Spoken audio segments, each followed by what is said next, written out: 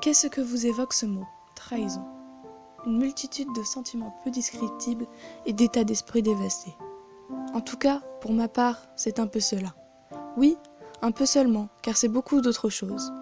Une trahison, c'est déjà un fait atroce, une démolition morale. Mais c'est aussi la fin de quelque chose. En général, on se fait trahir par des personnes en qui on avait une immense confiance. Et même pour certains, une confiance aveugle. Mais on peut aussi se faire trahir par des personnes que l'on connaît peu. Mais dans ce cas, je n'utiliserai pas le mot trahison, mais plutôt dénonciation, lâcheté ou traître. Et puis une trahison, c'est aussi un sentiment. Un sentiment que beaucoup connaissent, mais peu savent l'expliquer. C'est à la fois une tristesse immense et une colère de lion. Mais aussi la sensation de la fin d'une confiance et peut-être même la fin d'une belle histoire. Et puis, on voudrait une seule chose, c'est de le faire partir ce sentiment, de gommer les faits qui se sont produits et les erreurs que nous-mêmes avons pu avoir commises dans cette triste histoire.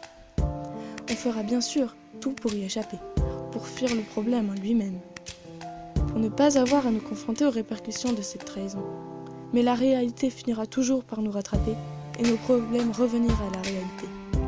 Puis, à la fin de cette malheureuse affaire, nous n'aurons plus confiance en ce traître, qui nous était pourtant souvent une personne très chère, à qui nous serons encore confrontés dans l'avenir.